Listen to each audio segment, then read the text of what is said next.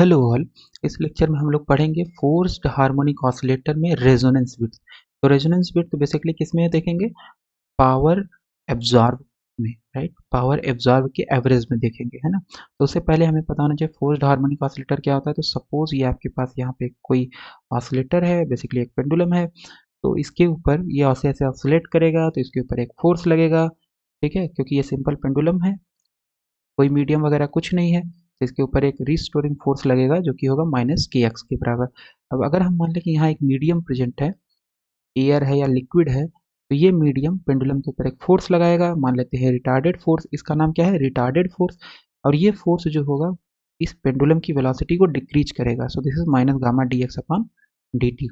और अगर हम मान लें कि इसके ऊपर हम एक एक्सटर्नल फोर्स लगा रहे हैं, तो एफ एक्सटर्नल हो जाएगा आपके पास, एफ एक्सटर्नल हो जाएगा F zero sine P T. F zero क्या है? फोर्स का एम्पलीट्यूड है, पी क्या है? फ्रीक्वेंसी है एक्सटर्नल फोर्स की। तो टोटल फोर्स इस केस में आ जाएगा एफ रिटार्डेड,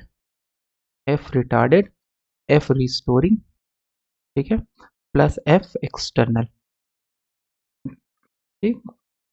सो एफ रिटार्डेड है minus gamma D X upon D T, और एफ रिस्टोरिंग है minus K X, F external है plus F zero sine P T, ठीक है, F zero sine P T. So total force जो होता है क्या? Mass time acceleration M D two x upon D T square, ठीक है। तो माइनस वाले को एक साइड लाएंगे तो ये हो जाएगा m D two x upon D T square plus gamma D x by D t plus k x is equal to F zero sine P T, ठीक। एम से डिवाइड कर देंगे तो यह जाएगा d two x upon D T square plus gamma upon m plus के upon m, sorry, so this is x is equal to f0 upon m sin p t, ठीक है। तो D two x upon D T square को लिखते हैं x double dot, gamma upon m को यहाँ D x by D T होगा, sorry, और यहाँ हो जाएगा 2b, और ये D x by D T हो जाएगा x डॉट प्लस के अपॉन m नेचुरल फ्रीक्वेंसी यानी सिंपल हार्मोनिक मोशन की फ्रीक्वेंसी, और ये हो गया f0 upon m sine P T, ठीक है। तो ये डिफरेंशियल इक्वेशन क्या है? फोर्स्ड हार्मोनिक ऑसिलेटर का स्टैंडर्ड डिफरेंशियल इक्वेशन है।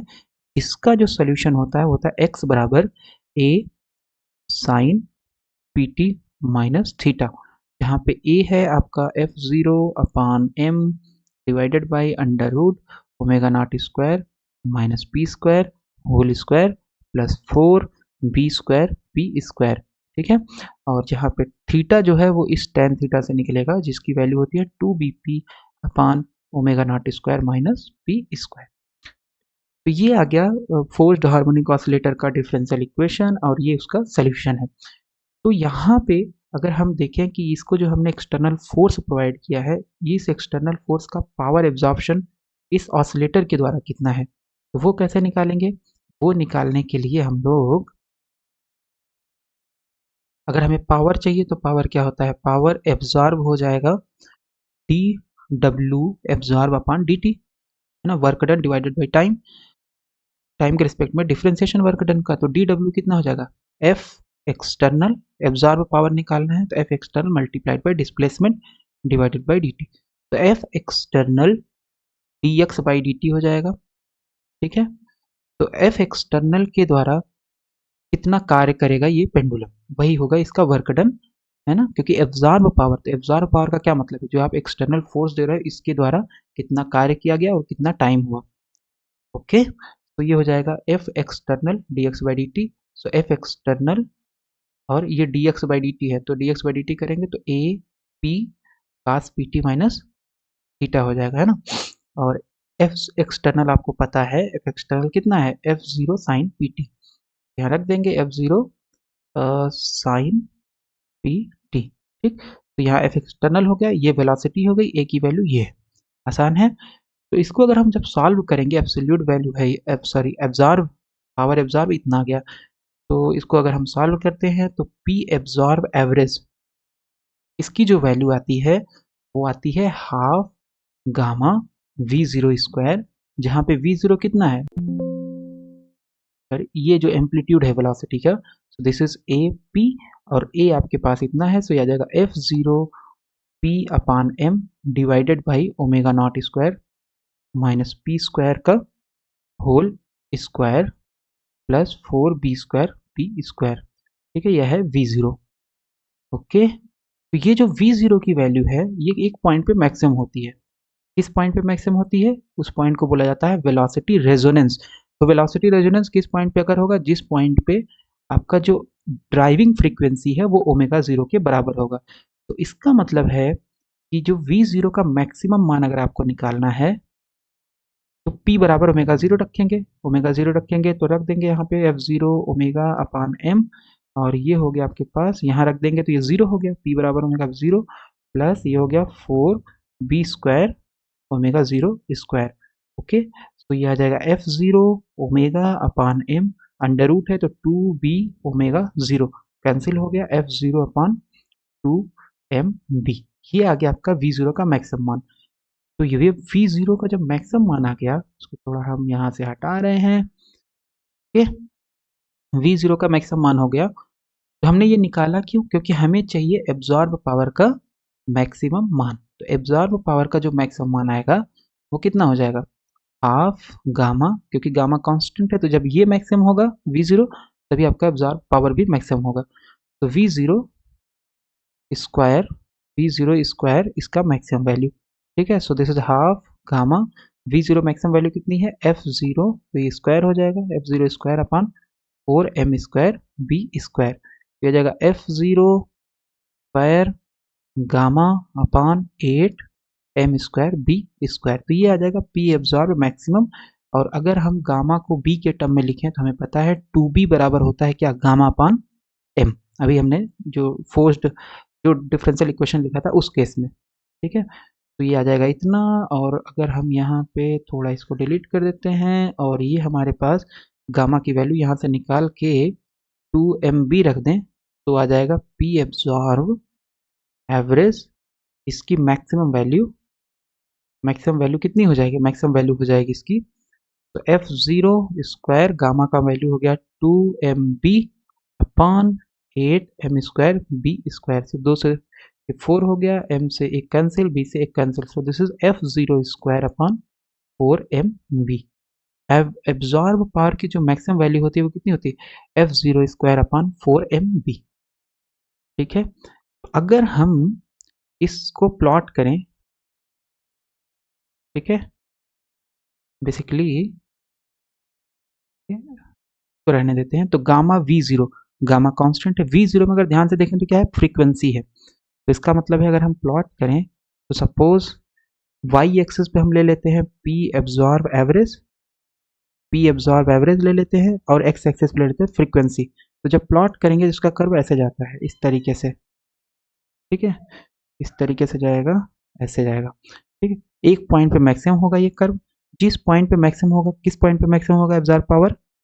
p बराबर ओमेगा 0 पे, वेलोसिटी रेजोनेंस पे। ठीक है, तो ये जो डिस्टेंस होगी, यानी इस पॉइंट का हाइट यहाँ से लेके यहाँ तक, ये कितना हो जाएगा? p maximum, p absorb average का मैक्सिमम। और अगर हम यहाँ पे देखें तो ये डिस्टेंस कितनी होगी? अगर ये पूरा p मैक्सिमम है तो ये हो जाएगा हाफ p मैक्सिमम। क्या हो जाएगा? Half p maximum. तो इस लेक्चर में हमें क्या जानना है? इस लेक्चर में हमें जानना है कि ये जो p मैक्सिमम है ये किस पॉइंट पे हो रहा है। ये इसका इस पॉइंट का दो कोऑर्डिनेट होगा, या ये पॉइंट ले लें। ठीक है, इस पॉइंट का दो कोऑर्डिनेट होगा, एक होगा x यानी p का कोऑर्डिनेट, और एक होगा y का कोऑर्डिनेट। तो p का कोऑर्डिनेट और y का कोऑर्डिनेट, y का कोऑर्डिनेट क्या है? हाफ p मैक्सिमम, लेकिन p की वैल्यू हमें पता नहीं है। ठीक है, तो ये इस पॉइंट पे मतलब क्या है कि यहाँ से लेके यहाँ तक डिस्टेंस कितनी है ये निकालना है। ठीक है, तो कैसे निकालेंगे? इस पॉइंट के लिए हम कंडीशन लगाएंगे कि हाफ p मैक्सिमम जो है, तब एब्जॉर्ब पावर एवरेज का maximum is equal to p absorb average sorry at, मान लेते हैं ये डिस्टेंस है, लेट से ph मान लें या कुछ मान लेते हैं। ठीक है, तो p बराबर ph, समझ में? तो हाफ p मैक्सिमम इस पॉइंट पे p बराबर कितना हो जा रहा है? p एब्जॉर्ब एवरेज की वैल्यू इस पॉइंट पे हो जाएगी हाफ p मैक्सिमम, और p बराबर ph पे। ठीक, तो ये कंडीशन हमारे पास आ गई फिगर से। इसी कंडीशन का यूज करके हम लोग निकालेंगे कि जो ph है ये कितना है। ठीक है, ओके, तो अब आगे चलते हैं। यहाँ पे हमारे पास ये आपके पास है पी एब्जॉर्ब एवरेज, उसका ये कर्व है, इस तरीके से जाएगा, एक पॉइंट पे मैक्सिमम होगा, वो पॉइंट कौन सा होगा, ओमेगा जीरो वेलोसिटी रेजोनेंस पे। और ये जो पॉइंट है इसकी हाइट कितनी होगी, यहां से लेकर के यहां तक मैक्सिमम, पी एब्जॉर्ब एवरेज का मैक्सिमम। ठीक है, तो इसकी आधी हाइट की अगर हम बात करें, ये पॉइंट हमें मिला, हाफ पी एब्जॉर्ब एवरेज का मैक्सिमम। तो अगर ये पी मैक्सिमम है तो ये हाफ पी मैक्सिमम हो जाएगा आधी दूरी पे। तो ये जो पॉइंट है यहाँ से लेके यहाँ तक तो डिस्टेंस हमें पता है कितना है, हाफ पी मैक्सिमम। लेकिन यहाँ से लेके यहाँ तक डिस्टेंस एक्स एक्सिस पे कितना होगी वो नहीं पता है। तो मान लेते हैं डिस्टेंस कितना है, पी एच है ना।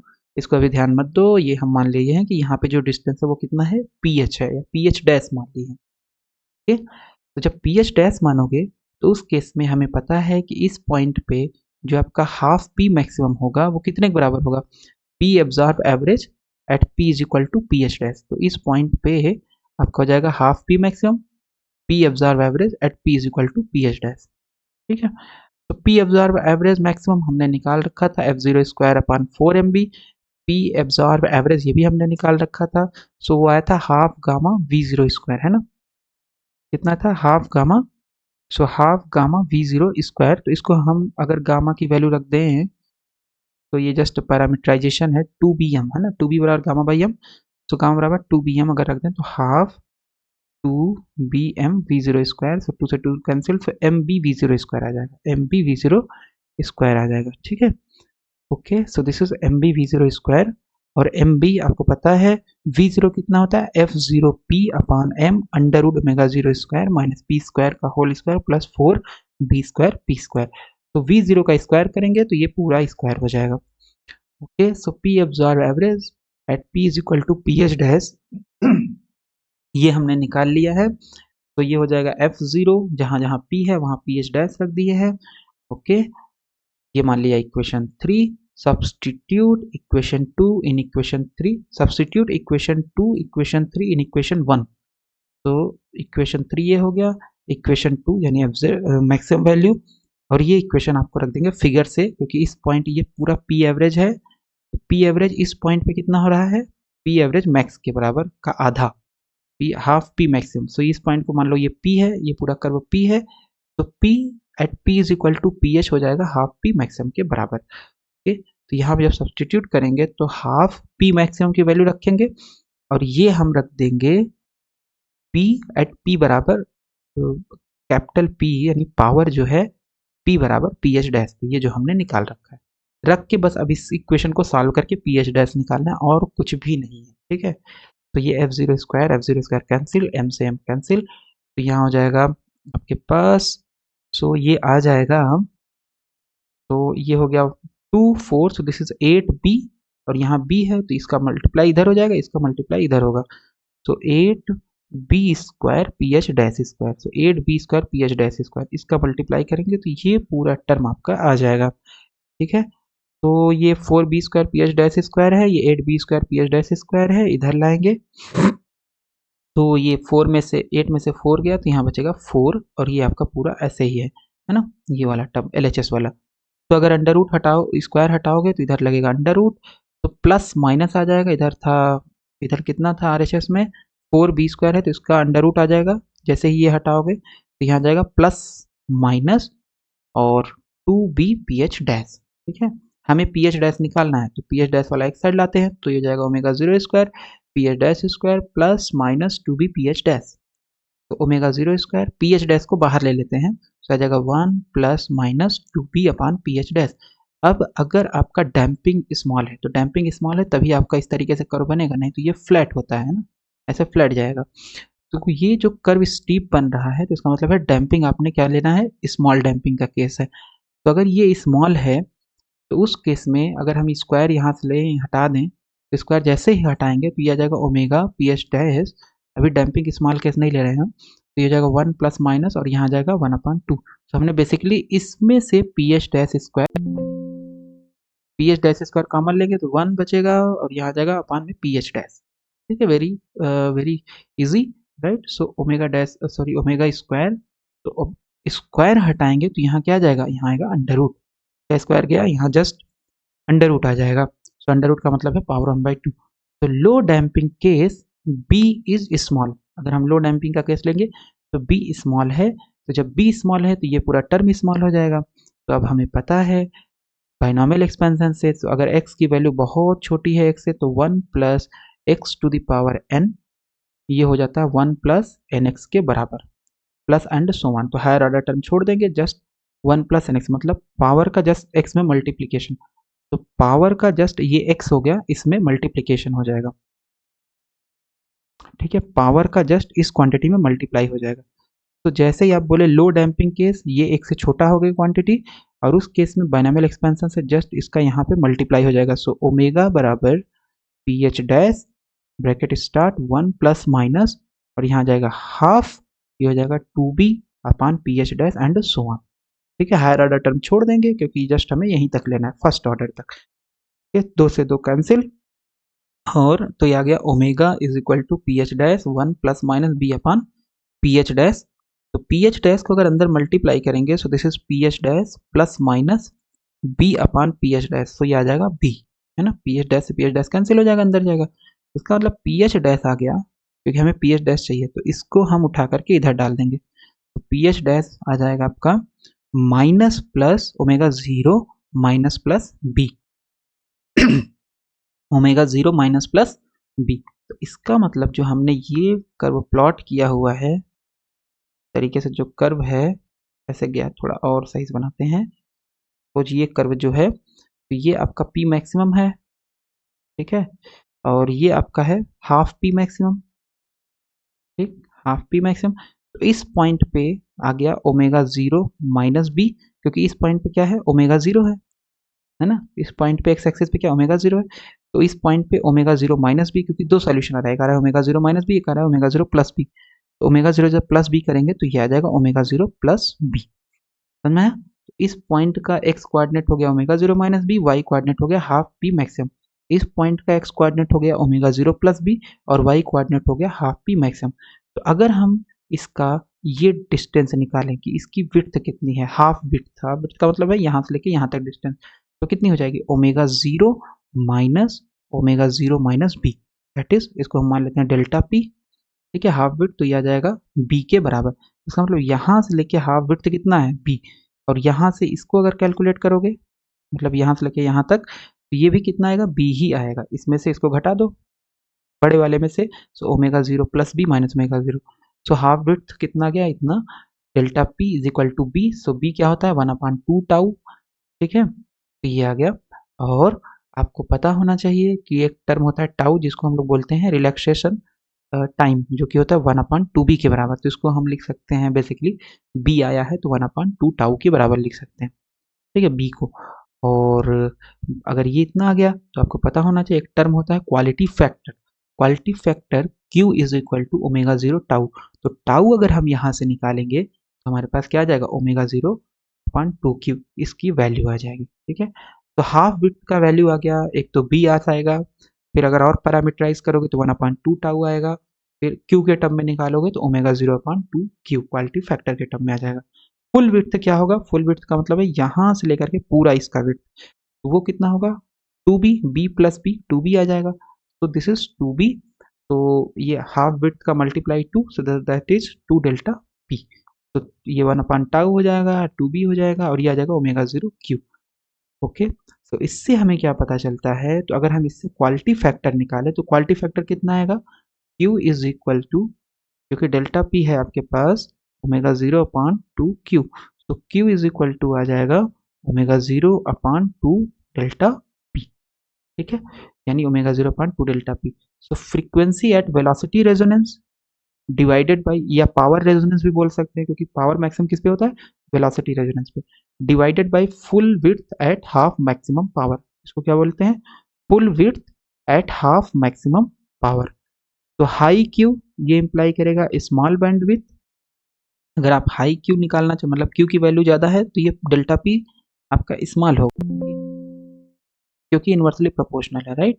तो क्यू अगर ज़्यादा है तो डेल्टा पी स्मॉल होगा, डेल्टा पी ज़्यादा है तो क्यू स्मॉल होगा। तो हाई क्यू स्मॉल बैंडविड्थ, यानी डेल्टा पी जो है 2 डेल्टा पी, ये क्या है बेसिकली, बैंडविड्थ बताएगा ना, यहाँ से लेकर के यहाँ तक बैंडविड्थ। तो small bandwidth that is sharp resonance. ठीक, तो Q की वैल्यू अगर ज़्यादा है तो इसका मतलब है जो कर्व आपका है इस तरीके से बनेगा, Q की वैल्यू कम है तो आपका कर्व ऐसे फ्लैट बनेगा, क्योंकि इस पॉइंट का डिस्टेंस ज़्यादा होगा और इस पॉइंट का डिस्टेंस कम होगा। ठीक है, similarly small q implies large bandwidth that is flat. ठीक, तो ये हमने डिस्कस कर लिया कि क्वालिटी फैक्टर क्या होगा in terms of power resonance.